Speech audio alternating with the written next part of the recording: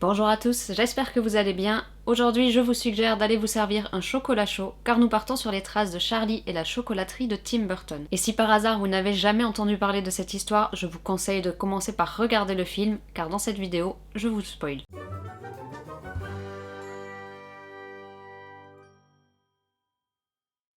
Tim Burton naît en 1958 aux États-Unis et grandit dans un quartier pavillonnaire de la ville de Burbank. Et peut-être êtes-vous en train de vous dire que vous connaissez ce nom. C'est tout simplement la ville où sont installés depuis 1926 les studios de la Warner Bros. Et depuis 1941, c'est la ville qu'a choisi un certain Walt Disney pour installer ses immenses studios. Tim Burton grandit donc dans l'ombre de ces géants, et c'est une image que l'on pourra retrouver dans certains de ses films, comme Édouard aux mains d'argent ou Charlie et la chocolaterie. Il est depuis toujours passionné de cinéma et de dessin, et c'est grâce à un film d'animation qu'il réalise à la California Institute of Arts, appelé L'attaque du céleri monstrueux, qu'il va être repéré en 1979 par Disney, où il va débuter sa carrière. Il va travailler sur les concepts de Taram et le chaudron magique ou encore sur Rox et Rookie. Et si l'expérience n'est pas un franc succès pour lui, elle lui apporte tout de même une chance énorme, celle de pouvoir travailler sur ses propres courts-métrages. Et en 1982, son court-métrage Vincent va sortir en avant-programme d'un film Disney pour adolescents, Tex.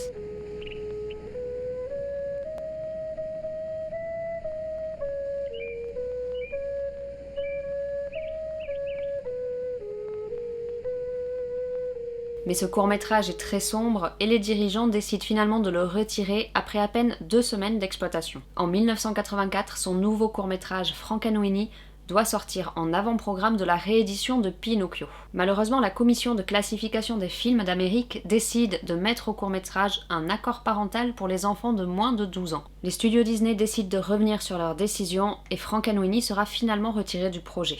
C'est à ce moment-là que Tim Burton prend la décision de quitter cette usine à rêves qui ne lui ressemble absolument pas. Il recroisera quand même la route de Disney quelques années plus tard, mais ça, on en parle après. La chance va très vite lui sourire grâce à la Warner qui lui propose de devenir réalisateur sur le film Pee-wee's Big Adventure. Sur ce film, il va collaborer avec un jeune compositeur inconnu du cinéma qu'il découvre lors d'un concert de son groupe Oingo Boingo Band, un certain Danny Elfman. Il va continuer à réaliser des films pour la Warner qui vont lui permettre d'installer son propre univers, et il devient très rapidement incontournable dans le milieu du cinéma grâce à ses films Beetlejuice, mais surtout son adaptation de Batman. Pour son film suivant, il va devoir mettre de côté la Warner qui n'est absolument pas intéressée par le scénario, et c'est avec la Fox qu'il va mettre en lumière l'histoire d'un jeune homme naïf, attachant, confronté à la cruauté des hommes, et qui possède des ciseaux à la place des mains. Il s'agit bien sûr de Édouard aux mains d'argent, première collaboration entre Tim Burton et Johnny Depp. Et la Warner se mord les doigts car le film est un immense succès. Et beaucoup d'autres succès vont suivre, installant toujours un peu plus l'univers atypique du réalisateur. Jusqu'en 2005 où il va pouvoir réaliser un rêve qu'il a depuis plus de 15 ans, celui de porter sur grand écran sa vision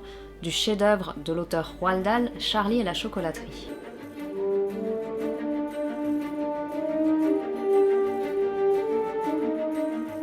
Pour cette adaptation du roman, Tim Burton a à cœur de respecter au maximum le travail de l'auteur.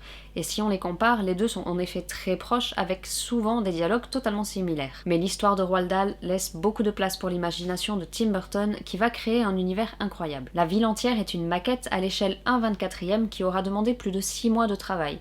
Et lorsqu'elle est sous la neige, elle est en fait sous le sel. L'ensemble des salles de l'usine que les enfants vont visiter sont construites à 360 degrés dans les studios Pinewood en Angleterre. La salle de la cascade en chocolat est réalisée avec plus de 120 000 litres de liquide chocolaté. Merci Nestlé. Et l'herbe, en partie, est réalisée également en sucre afin que les enfants puissent vraiment la manger. Et l'ensemble de cette salle est construit sur le plateau 007 de Pinewood. Je pense que vous aurez deviné pour quel film sert ce plateau habituellement. Cette salle de la cascade est également la première vraie apparition de la couleur dans le film. Tim Burton souhaitait reproduire l'effet perçu par les spectateurs devant le magicien d'Oz avec l'arrivée de la couleur. Pour la petite maison des Buckets, Tim Burton s'est inspiré de la cabane d'écriture de l'auteur Roald Dahl. Good morning, Starshine. The Earth says hello. Dès le début, Tim Burton souhaite que le rôle de Willy Wonka revienne à Johnny Depp, marquant ainsi leur 4e collaboration. Dans les 3 précédentes, le choix de Johnny Depp était très compliqué à faire accepter au studio, mais en 2003, Johnny Depp a remporté son tout premier Oscar pour son rôle dans Pirates des Caraïbes, Du coup, pour Charlie et la chocolaterie, les studios sont ravis de pouvoir la voir dans le casting. Le personnage de Willy Wonka est l'élément qui apporte le plus de différence entre le roman et le film. Dans le roman, qui est une fable, Willy Wonka n'a pas de passé, pas de famille, et pas d'explication sur son soudain besoin d'un successeur. Mais pour pouvoir adapter cette histoire sur grand écran, le spectateur a besoin de tout ça. Et l'ajout du père de Willy Wonka va permettre à Tim Burton de faire rejouer un acteur qu'il aime énormément, Christopher Lee. Le jeune acteur Freddie Highmore a séduit Johnny Depp dans leur précédente collaboration Neverland, et c'est grâce à son caractère et à son jeu simple qu'il va décrocher le rôle de Charlie Bucket. Même si dans Charlie et la chocolaterie, l'acteur interprète un personnage attachant et équilibré, on le retrouvera quelques années plus tard dans un rôle beaucoup plus inquiétant, pas si éloigné que ça du personnage de Willy Wonka, celui de Norman Bates dans la série Bates Motel, préquelle du film Psychose. Noah Taylor interprète Monsieur Bucket, et pendant longtemps, les studios souhaitaient que ce personnage n'apparaisse pas dans l'adaptation, comme en 1971 dans la première adaptation du roman par Mel Stuart. L'absence du père permettait ainsi de faire de Willy Wonka la figure paternelle. Mais pour Burton, ce personnage était indispensable à l'histoire. Son Willy Wonka ressemble plus à un adulte incomplet, personnage récurrent dans l'univers de Burton. Pour la troisième fois, Helena Bonham Carter joue dans un rôle de son compagnon de l'époque, Tim Burton. Mais ce rôle n'était pas garanti puisqu'elle a accouché quelques mois avant le tournage. Grande habituée des rôles un peu farfelus, elle interprète ici la maman aimante et saine de Charlie Bucket. Première apparition de Billy Burton, fils de Tim Burton et Helena Bonham Carter. C'est tout. S'il y a bien une chose qui m'a marqué en revoyant le film pour cette vidéo, c'est à quel point les personnages de Tim Burton, enfants comme adultes, sont cruels. Si pour Roald Dahl, chaque enfant représente un défaut poussé à l'extrême, ils ne sont pour autant pas cruels. Mais si dans Big Fish, sorti 2 ans auparavant, Tim Burton avait incrusté son angoisse de la paternité, dans Charlie et la chocolaterie, il incorpore sa peur de ce que deviennent les enfants à cause de leur éducation. Au fil du film, les enfants vont donc disparaître les uns après les autres à cause de leurs défauts et de leurs obsessions. Tout comme Willy Wonka est coincé dans ses propres obsessions, séquelles de son enfance. L'apparence lisse et joyeuse de Willy Wonka laisse petit à petit apparaître des expressions inquiétantes et déshumanisées qui, bien souvent, sont en totale inadéquation avec ce qu'il se passe autour de lui. L'acteur Deep Roy va avoir un rôle primordial dans Charlie et la chocolaterie, celui d'interpréter à lui tout seul l'ensemble des Oompa Loompa présents dans l'usine. Et si, à l'origine, Tim Burton lui avait demandé d'interpréter 5 Oompa Loompa différents, le nombre va très vite monter à plus d'une trentaine, afin de rendre toutes les scènes plus réalistes. Il signe avec ce rôle sa 3e collaboration avec Tim Burton. Toujours dans un souci d'authenticité et pour éviter au maximum le numérique que Tim Burton n'aime pas trop, la scène des écureuils va mixer images de synthèse, 12 écureuils robotisés et 40 vrais écureuils dressés exprès pour cette scène.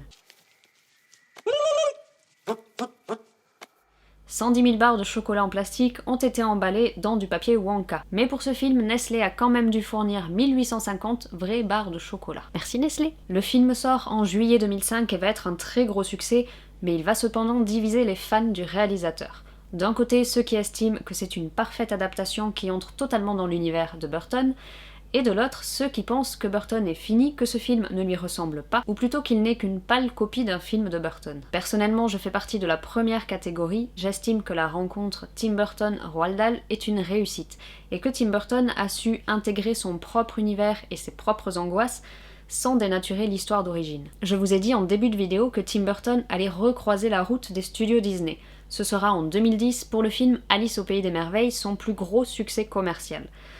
Je ne vais pas me faire des amis, mais pour moi, c'est précisément à ce moment-là que les films de Tim Burton ont perdu de leur saveur et qu'ils peinent depuis à me surprendre. Mais je suis certaine que Tim Burton a encore beaucoup de choses à nous montrer et le talent nécessaire pour nous surprendre. Vivement donc ses prochains films. Sur ce, je vous souhaite une très belle soirée de cinéma et je vous dis à très bientôt dans une prochaine vidéo.